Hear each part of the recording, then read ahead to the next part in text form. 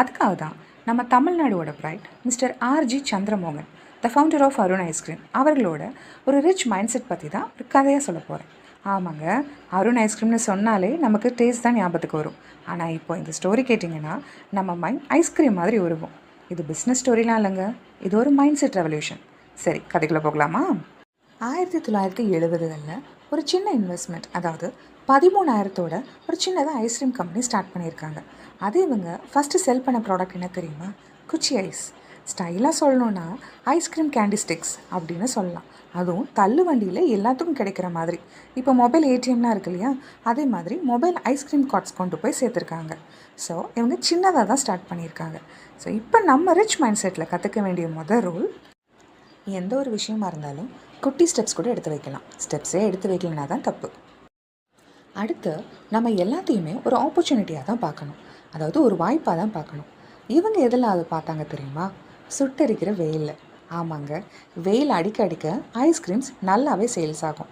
அப்போல்லாம் கிராமங்களில் ஐஸ்கிரீம்னாலே ஒரு ரிச்னஸ் தான், அதாவது அது ஒரு லக்ஸரின்னு கூட சொல்லலாம். அப்படி இருக்கும்போது இப்போ எல்லா ஊர்லேயும் ஐஸ்கிரீம் பார்லர்ஸ் இருக்குது. அதுவும் அருண் ஐஸ்கிரீம் பார்லர்னு தான் சொல்லுவாங்க. ஸோ லெசன் 2, எதுலேயுமே வாய்ப்பை மிஸ் பண்ணிடாதீங்க, எல்லாத்தையுமே வாய்ப்பாகவே பாருங்கள். லைஃப்பில் சாதிக்கணுன்னா என்றைக்குமே ரிஸ்க் எடுக்கிறதுல தப்பே இல்லை. ஆமாம், இவங்க ஐஸ்கிரீமை மட்டும் பிராண்ட் பண்ணல, அவங்க ப்ராடக்ட்ஸையே டைவர்சிஃபை பண்ணாங்க. எல்லா மக்களுக்குமே ஆரோக்கிய பால் நல்லாவே தெரியும், பின்ன எப்படி தெரியாமல் இருக்கும்? அர்ஜுனம்மா யார், அப்புறம் 4.5 பால், இந்த டேக் சவுண்டில் பயங்கரமாக பாப்புலர் ஆக்குச்சுன்னு கூட சொல்லலாம். அவங்க வெர்டிக்கலாக மட்டும் குரோ ஆகலை, ஹரிசாண்டலாகவும் தான் சொல்லணும். ஏன்னா அவங்க ஒரு பெரிய சாம்ராஜ்யத்தையே உருவாக்கியிருக்காங்க.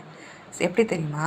ஹட்சன் அக்ரோ ப்ராடக்ட்ஸ் கடையில் அருண் ஐஸ்கிரீம் மட்டும் இல்லைங்க, ஆரோக்கியா மில்க், ஹட்சன் கர்ட், ஹட்சன் பன்னீர், ஹட்சன் கீ, அப்புறம் நம்ம ஐஸ்கிரீம் டெஸ்டினேஷன் சொல்லக்கூடிய ஐபக்கான்னு ஒரு கூல் எம்பையரே கட்டியிருக்காங்கன்னா பார்த்துக்கோங்களேன். ஸோ இது ஒரு தனி மனுஷனோட ரிச் மைண்ட் செட்டுன்னு தான் சொல்லணும். நம்ம இதிலேருந்து என்ன கற்றுக்குறோன்னா, ரிஸ்க் இல்லைன்னா க்ரோத் இல்லை. இதுதான் ரிச் மைண்ட் செட்டோட ரூல் நம்பர் 3. நம்ம இன்னொரு விஷயத்த கண்டிப்பாக பேசி ஆகணும். என்னென்னா, அவங்க எல்லா ப்ராடக்ட்ஸையுமே தொடர்ந்து டேஸ்டியாக தான் கொடுத்தாங்க, கொடுக்கவும் செய்கிறாங்க, இன்னமும் கொடுக்க முடியும் நம்புகிறாங்க. ஸோ இதில் இருந்து நம்ம தெரிஞ்சுக்க வேண்டியது என்னென்னா, தரமாக ஒரு விஷயம் நம்மளால் தொடர்ந்து பண்ண முடியும் நம்பினாலே நம்ம ரிச் மைண்ட் செட் பண்ணிட்டோன்னு தான் அர்த்தம். இப்போ புரியுதா? வெறும் 13,000லேருந்து 23,000 கோடிக்கும் மேலே ஹட்சன் அக்ரோ ப்ராடக்ட்ஸ் லிமிடெட் அப்படின்னு ஒரு சாம்ராஜ்யத்தை உருவாக்கியிருக்காங்கன்னா அவரோட மைண்ட் செட் எவ்வளோ ரிச்சாக இருக்கும். அது மட்டும் இல்லைங்க, ஹட்சன் அப்படிங்கிற அந்த பேர்லேயே அவரோட தொலைநோக்கு பார்வை நல்லாவே நம்மளுக்கு தெரியுது.